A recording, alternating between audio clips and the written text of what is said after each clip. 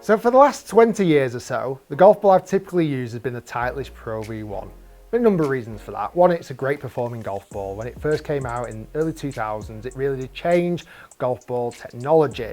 And I've typically always steered towards it. If I've ever had a choice of golf ball to use, I go with a Pro V1. Whenever I do all my equipment testing, I want a golf ball that people know is the gold standard of testing.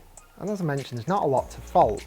Now, over that time frame, I have dabbled a few times in different golf balls. Certainly in more recent years, I've toyed with the TaylorMade TP5 quite a lot. Again, really good golf ball, but somehow the Pro V1 keeps dragging me back to use it just because for me, I just don't want any uncertainty when it comes to golf balls. I've got a big test now for Pro V1 because as we start the year 2021, a brand new version of the Pro V1 and the Pro V1X are now out. But also, Srixon have brought out their new Z-Star. So there's the Z-Star, which is to compete against the Pro V1, and there's the Z-Star XV, which is basically the Pro V1X equivalent. Now, on paper, these golf balls match up. The technology, everything that goes into it, and when you read the boxes, they should be exactly the same. Let's see if that's going to be the case. But the one thing you'll see this year and many years gone past is the Srixon is typically cheaper. Roughly, depends on where you buy them from, £5 to £10 a dozen cheaper. So I'm going to see today if the Srixon golf ball stacks up in performance, feel, etc. to the Pro V1.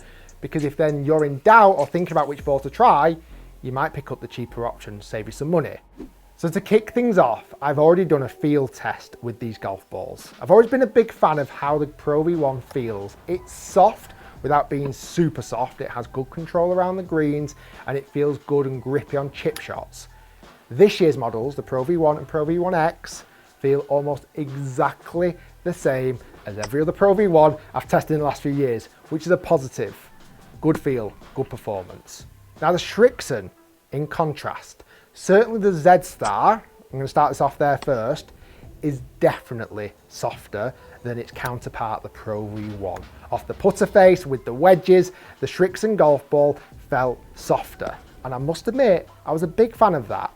The Srixon Z-Star XV was very similar to the Pro V1X. Now, to make this super simple, I'm going to discard the Pro V1X and the Z-Star XV for the rest of the test because they're not the balls I particularly like, those harder covered. I prefer the softer covered golf balls. So here we go, Titleist Pro V1, new edition, Srixon Z-Star, new edition. I'm going to hit wedge shots to 100 yards, hit 7-iron shots, hit driver shots. I'm looking out for a few things. Spin with the wedges, distance on the 7-iron, distance on the driver. I'm also going to check out durability because the Pro V1 I know is a very durable golf ball and that's some part of why you end up spending a lot more money on them. But if the Srixon is just as good as durability, then you're making a saving there potentially. Let's see what they're like on performance. Let's hit wedges first.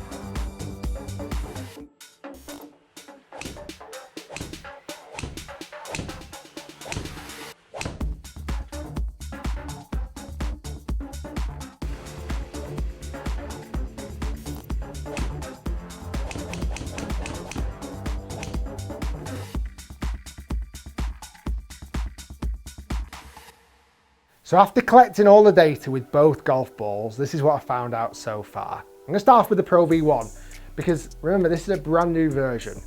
So after hitting it with sand wedge, 7-iron and driver, I found that this new version goes exactly the same distances of the previous models. I mean, it's almost exactly the same golf ball, bar a new line-up line.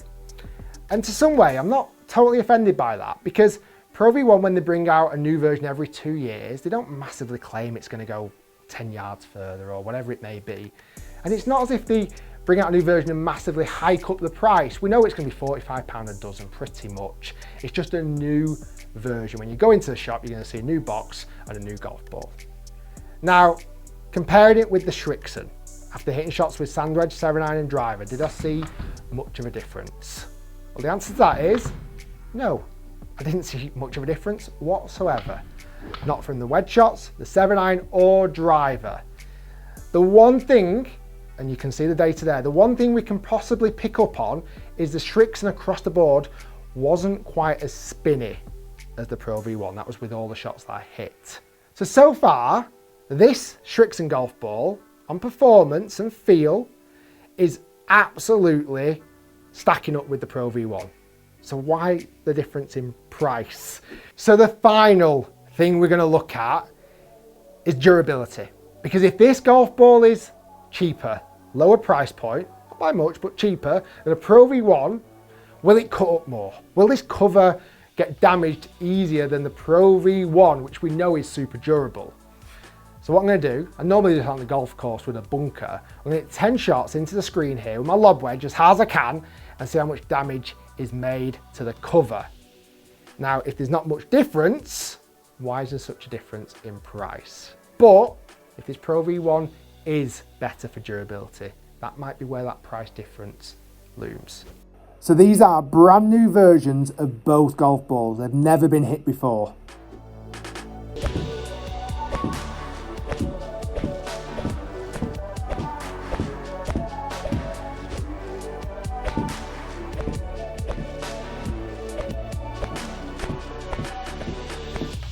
So the results are in. And let me just summarise a few things so far.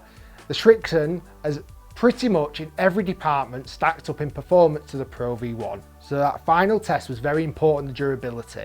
After hitting 10 shots as hard as I could with my lob wedge with both balls, I'm impressed with both. Now the Pro V1, as expected, was pretty much perfect. There was one or two tiny little scratch marks, nothing to report at all. And then the Srixon.